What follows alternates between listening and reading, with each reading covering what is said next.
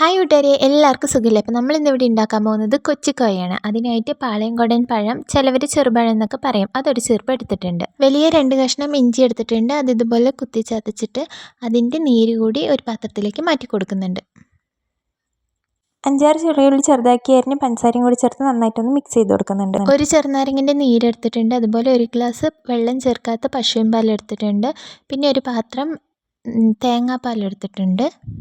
ഇനി അടുപ്പിലൊരു പാത്രം വെച്ച് കൊടുത്ത് അതിൽ വെള്ളമൊക്കെ പോയി ഒന്ന് ചൂടായി വരുന്ന സമയത്ത് അതിലേക്ക് കുറച്ച് അവിലിട്ട് കൊടുക്കുക. നന്നായിട്ടൊന്ന് ഇളക്കി കൊടുക്കുക. ഇളക്കി കൊടുക്കുക. കൈയെടുക്കാതെ ഇളക്കി കൊടുക്കാം.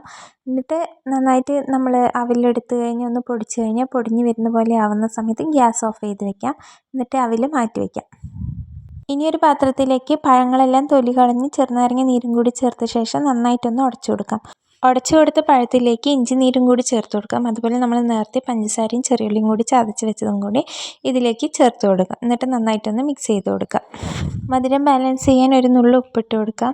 പിന്നെ അതിലേക്ക് തേങ്ങാപ്പാൽ ഒഴിച്ച് കൊടുക്കുക. എന്നിട്ടൊന്ന് മിക്സ് ചെയ്ത് കൊടുക്കാം. അതിനുശേഷം അതിലേക്ക് പശുവും പാലും കുറച്ച് ചേർത്ത് കൊടുക്കുക. നല്ലപോലെ ഒന്ന് മിക്സ് ചെയ്ത് കൊടുക്കുക. ഇനി ഒരു പാത്രത്തിലേക്ക് നമ്മൾ നേരത്തെ ചൂടാക്കി വെച്ച അവിൽ 2 കയ്യിൽ ഇട്ട് കൊടുക്കാം. ഇനി അതിൻ്റെ മുകളിലേക്ക് പഴത്തിൻ്റെ മിക്സ് കൂടി ചേർത്ത് കൊടുക്കാം. അപ്പോൾ അതുകൂടി നന്നായിട്ടൊന്ന് ഒഴിച്ച് കൊടുത്തിട്ട് കുഴച്ച് കഴിക്കാം. അപ്പോൾ അത്രയേ ഉള്ളൂ. അടിപൊളി ടേസ്റ്റാണ് കൊച്ചിക്കോയ. എല്ലാവരും ഒന്ന് ട്രൈ ചെയ്ത് നോക്കണം. അപ്പോൾ എൻ്റെ വീഡിയോസ് ഇഷ്ടപ്പെട്ടാൽ ലൈക്ക് ചെയ്യാനും ഷെയർ ചെയ്യാനും സബ്സ്ക്രൈബ് ചെയ്യാനും മറക്കരുതേ.